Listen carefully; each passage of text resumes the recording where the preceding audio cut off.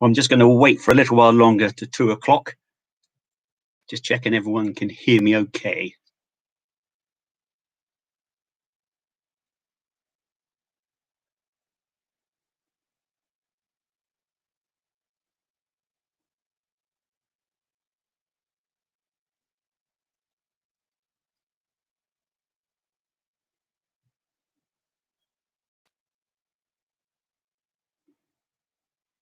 For those who are watching, this is my second bedroom. It's my office. I've got all my field guides and photographs from all my travels, and there's a skull of a saber-toothed cat just there.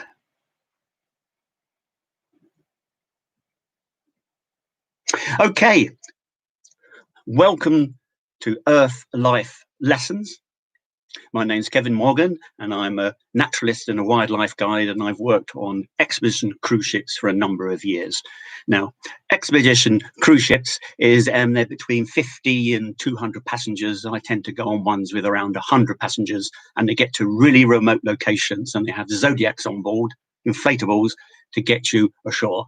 And in fact, during May, I should have been on some expedition cruises around our amazing British coastline, but it didn't happen because of lockdown. But you did have the chance to see some of the seabird colonies on Lizzie Daly's Skomer live. Now, where I want to go to start with is the Antarctic Peninsula. And we normally go from Ushuaia in a ship, and we sail across the Drake Passage, very famous, and we give presentations on wildlife, on geology, on history, time to socialize, listen to the musician in the bar, and at the captain's welcome. You don't have to dress up, but I always wear my white jacket, which is a very well-traveled white jacket. But if the weather's good, we try and get people out on deck to see things like the wandering albatross, longest wingspan of any bird, over 3 meters, some over 3.5 meters. Incredible. Now, when we get to Antarctica, the scenery is stunning. It's a similar geology to the Andes of South America, but covered in glaciers, as you can see in this picture here. And you never tire of the icebergs. I've been going many years, and I still take lots of pictures in their infinite variety. Now, there's 3 types of penguins we tend to find. They're brush-tailed penguins. One is you can see in this picture why they're called chin-strap penguins, and you can also see why they're called brush-tailed penguins from that tail. Another one is the Adelie penguin. It's like the gentleman in their evening suit, as you can see in this picture. These tend to breed further south than the other penguins, and they have been pushed further south by climatic change. But the main one we see is the Gentoo penguin. As you can see in this picture here, lovely red bill and this white head marking. It's like a pair of white earphones. That was taken at the beginning of the season. At the beginning of the season, they're busy nesting, stealing each other's stones, and then laying the eggs. They have 2 eggs and then have the small chicks. And of course, at that time of year, they're fending off the skurs, and all the children should know what a skur is by watching Happy Feet. Now, one of the earlier Earth Life lessons talked about the penguin post office and the sheathbills, which eat penguin poo. Imagine having that for dinner. And this is what a sheathbill looks like. And yes, they do poop a heck of a lot. And at the end of the season, the chicks are really big as the adults. We always keep our distance, keep 5 meters away, but they can approach us. At the end of the season, you can get some very curious Gentoo penguins. And it's an example here. It's our expedition photographer, where all the Gentoo penguins are coming across to say hello. And for those of you who've been watching Earth Life Lessons, is you should know about crab-eater seals. They don't eat crabs, they eat krill. And you can see their teeth come to 5 points. And what it is teeth joined together so they can sieve the krill. Now, people always want to see leopard seals. Some alongside the zodiac, they're larger, longer than the zodiac, and the jaws it's like T-Rex. This just shows you here. Look at that. And yes, they do chomp down on penguins, but notice those teeth at the side. They come to 3 points. The teeth come together because leopard seals also feed on krill, and it's about half of their diet. And the other thing with leopard seals, if you're downwind of one on an ice floe and it breaks wind, I think there have to be some of the smelliest farts in the animal kingdom. We also look out for cetaceans. We have someone on the bridge looking for things like orcas. You can never guarantee wildlife, I should stress. But one of my favorites is the humpback whale. It's making such an incredible comeback from the whaling days. And you can actually identify humpbacks by the fluke print, as you can see here. And in where they breed, there's lots of whale watching trips you can go on, ecotourism, where they can identify them. How do you do this in remote regions? Well, guests on board, if they take a good picture, they can send it into happywhale.com. It's an example of citizen science. And another example of citizen science is back here in UK is Garden Bird Watch. And occasionally in the zodiacs, if you see where the humpbacks are going, usually the younger ones, they can come across to say hello. And this year I had one humpback around my zodiac for 10 minutes and Lizzie Daly was on board. Now, some of the trips go to South Georgia, this stunning Southern Ocean island. It can be a bit eerie because all the old whaling stations are rusting away. But there in October, it's the breeding season for elephant seals. And this is what a ball elephant seal looks like. These guys are up to 5.5, 6 meters. Oh, it's good to see people like my white jacket. Now, what it is they try to get the best bit of beach with all the females and all fight each other. However, how they normally get their bit of beach, it's how loud they belch. So children, a great game, who can belch the loudest. In November, it's the time for the Antarctic fur seals to breed. They were decimated by the sealers in the 1820s and the 1830s. And even in the heroic age, 100 years ago, time of Scott and Shackleton, they thought they were extinct. Well, today, in November, you can't get ashore because there's 5 million of them. Isn't that incredible? They come back, and this is what they look like. Very aggressive with each other. But if you come back in February, you get the cute fur seal pups. They are very cute. However, they still think they're boss and they try and chase you off down the beach. Now, the other real special thing of South Georgia are the king penguins and some of the rookeries, over 200,000 pairs. Incredible. Now, what we're doing quite a lot of the expedition cruise ships is to help good causes. And one of the things we were involved in was the rat eradication program, because sealers and whalers introduced them to South Georgia. Now it's finished, the biggest rat eradication program to date. About 13 million seabirds breed on South Georgia. They think with eradication, 100 million more could breed. This rat eradication program has been repeated on other places around the world, led by New Zealanders. One of the other things we help with is general science. And for example, we've heard about whale sharks, some of them being tagged, but this costs money. You've got to help the scientists. And another animal which is being tagged is a seabird called a sooty shearwater. Some have been tagged off New Zealand and they migrate all the way around the Pacific. They've worked out some sooty shearwaters migrate 1,000 kilometers in a day. Isn't that incredible? Now, I'm going to take you to the top of the world, to the Arctic. There's Greenland, and Greenland, biggest fjords on the planet. And there's huge icebergs, as you can see in this picture. The Greenland landscape is stunning, and I always say it looks like the Norwegian fjords on steroids. But I want to concentrate on the Svalbard. And with Svalbard, it's to the north of Norway. You fly into a place called Longyearbyen at 78 degrees north. So you're on top of the world. And the scenery is as spectacular as anything in Antarctica. See in this picture, this is on the main island of Spitsbergen, land of the pointed peaks. Also notice in front of the ship here, this is a blubber oven. And the whalers were here in the 1600s, the first oil boom in the world. As the ice retreats, you can get around the north part of the island and to the real remote areas called a polar desert. It may be remote, but sadly, a lot of the beaches look like this, covered in plastics and fishing gear. It's coming on the ocean currents, and some even comes down the rivers in Asia, down the Siberian rivers, into the Arctic Ocean, across the Arctic Ocean, and ends up on the beaches in Svalbard. And what most cruise ships try to do at least once on each trip is do a beach cleanup. Now, on the western side, due to the influence of the Gulf Stream, it's quite mild, and you have the tundra with an amazing range of plants and flowers, in utter contrast to Antarctica, which only has 2 species of higher plants in the whole continent.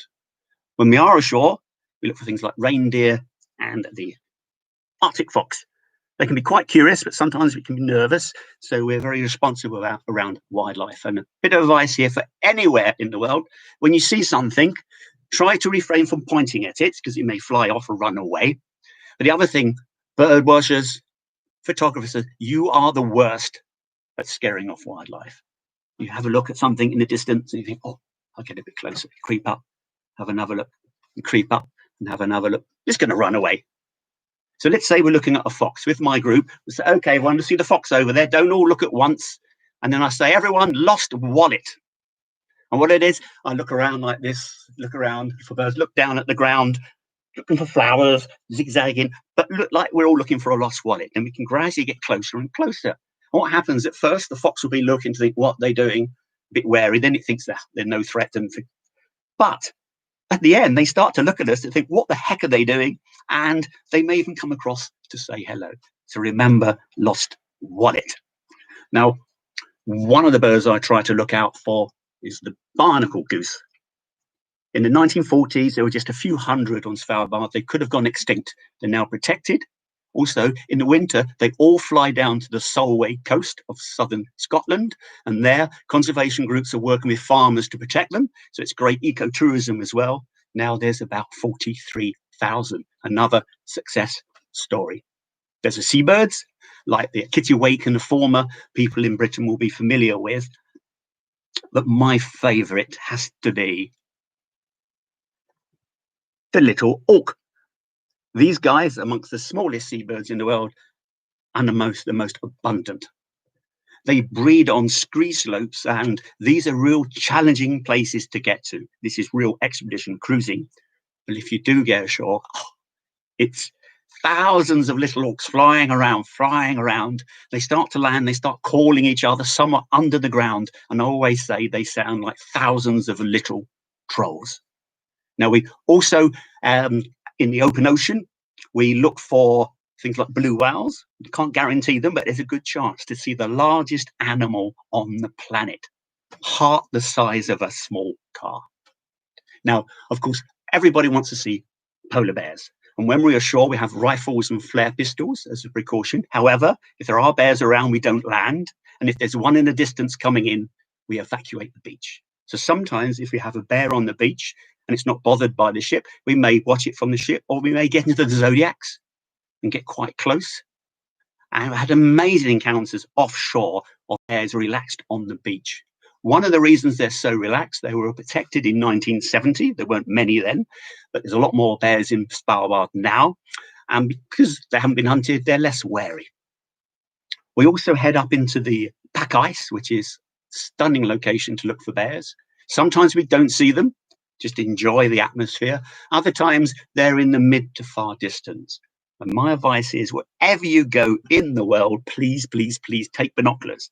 I've got a pair of Opticron, and they've got various models, small models you can start with. I would recommend the Opticron Discovery. Everyone needs to take binoculars with them. Please, please, please. Now, what sometimes happens in the pack ice, the ship parks in the ice and waits.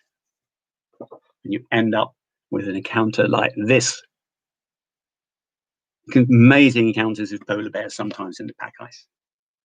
Now, there's another animal that's been protected since the 1950s. It's very low numbers, the walrus. It's been very slow to recover in Svalbard, but there's a lot more of them now. And we go to the haul outs and we keep our safe distance. But what sometimes happens, we're usually to one side by the beach. The walrus swimming along come to say hello. And they are amazing. I love walrus. They're so cute in an ugly way. And two interesting facts about the walrus is A lot of typical seals, true seals, belly flop. Most of them, the pups stay with mum for 3 to 5 weeks. First seals, it's 4 to 5 months. Walrus, the pup suckles for 3.5 years and stays with mum for much longer. Very strong social bond in walrus. In contrast, in the Arctic, the hooded seal, it's all over in 4 days, the shortest lactation of any large mammal. The other thing with the walrus, the baculum, what the Inuit call the usik, is the largest baculum. It can be 75 centimeters, over 2 foot long. And if you want to know what a baculum, for your homework, Google baculum and find out what it is. Now, sadly, we have lockdown. Can't go to the Arctic this year. What it hasn't made me appreciate is my open spaces near me. Just down the road, I have the River Hogsmill. I think we've all appreciated our open spaces. I think made us realize we need to invest more in our open spaces. By investing more jobs, help employ people.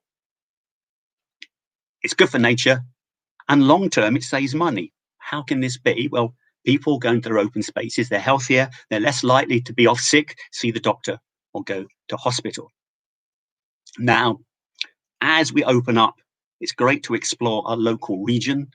And in Britain, we have great countryside, and obviously all around the world, we have great reserves, RSPB, and also our wildlife trusts. And as things open up even more, even within your own country, there's what I call domestic ecotourism. A very good example would be the Western Isles. A lot of communities were declining because they were so isolated. Now, because of the internet, they have those connections, and they're very popular places with the young families, and ecotourism can be a good income. Then if you look abroad of ecotourism, I was a guide in the rainforest of southeast Peru. There's a guide, a place called Explorers Inn, biggest bird list on the planet. Now there's a whole host of local guides. There's a whole host of places you can stay. Some are in protected areas, some are outside, but they're still protecting the area from deforestation, the importance of ecotourism. The other thing, particularly from sailing around the tropics, a lot of tropical islands in the past, the turtles really suffered, the turtle breeding beaches. What's happening now? There's lots of local communities which they're looking after their turtle beaches, and what it is, sometimes they dig up the turtle eggs and replant them in a like gigantic sand pit, and then wait for the hatchlings to be released. If you turn up and stay, it's a contribution to the local economy, and you've got a chance to see turtles and also see them egg laying. Win-win situation for everybody. The thing I've really found over the years from working on cruise ships, this growing awareness of our amazing living planet. And full marks to Lizzie Daly. We've had 2 months of Earth life lessons. They've been fantastic. I still want to catch up on a lot of them. Everyone else should. And we do have one more, I think, on the beauty of birds. The other thing has definitely happened in the last 10 years. There's a much more awareness of what we're doing to the planet, and also our overuse of fossil fuels, our throwaway society. And I would say to the gardeners out there, our overuse of pesticides and herbicides. But I would say to get to this point, it's in human history to realize we may damage the planet, but we could become the caretakers of the planet. Oops, I'll run it that way around. It doesn't really matter. But do you realize where we are in human history to get to this point within a species, realizing we could be the caretakers? More than that, think of it as a living spaceship. And this is where I'm getting very nerdy. And I do have a Star Trek t-shirt on. To get to this point of this species being aware of trying to look after its own planet has taken 4,500 million years of evolution. That's the time we're at. We could continue on in the same direction, or we could take a different course.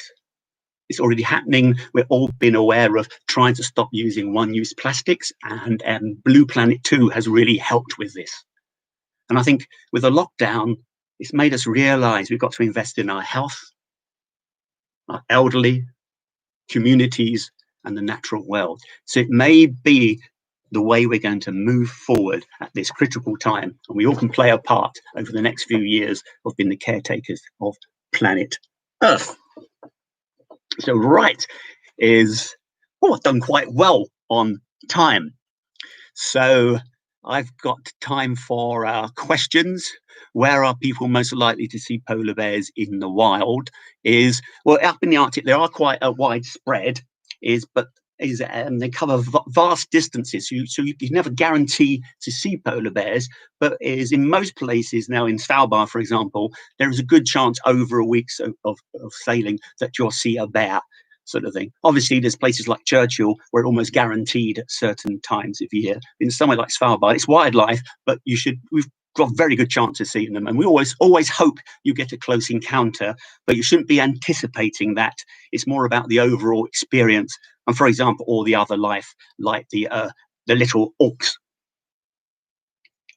Or question, if it could come back as one bird, what would it be and why? Oh, that's a difficult question to answer, that one. Difficult to say. Is so many birds I like. Is also like lots of mammals. And oh, that's what I forgot to add, is this year in Antarctica, we had one humpback. I was out and I noticed this young humpback spy hopping on the Zodiac, and I thought, this one's curious. It's half came across, then lost interest, went off somewhere else. And right at the end of the cruise, we saw some other feeding humpbacks and thought, oh, we better get back to the ship. Just started turning. I thought, oh, there's that humpback again. So we slowed down, got into the right position. It came up and it swam around and under our Zodiac for 10 minutes. It was an awesome experience. And Lizzie Daly was on board. Oh, how many white jackets do you have? Or over the time, a bit like Doctor Who, it's have its various incarnations. I think this is a number 5. What else is there? Actually, the other thing I was thinking of is this whole issue problem of fossil fuels. Where do we go? It can be very confusing what we do in the future.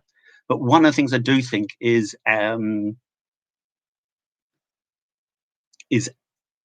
changing the way we think. Is, for example, you've now got these composite cars where when the car slows down, speeds up, the energy goes back to the battery. Why didn't we do this 20 years ago? So I do think we are at a really interesting time. So now I think I've gone over my 20 minutes. Is full marks to Lizzie Daly for these amazing Earth Live lessons. And remember, we still have one on the beauty of birds. Where and when is your next cruise? None of us know at the moment because of the lockdown. I was meant to be in the Arctic and then the Kimberleys, and so we're all waiting to see. And all around the world, obviously, there's so many places relying on ecotourism, so we're just going to have to wait and see how things change. So, well, I think my 20 minutes are up. So I'd like to say thank you to everyone and enjoy this amazing planet of ours.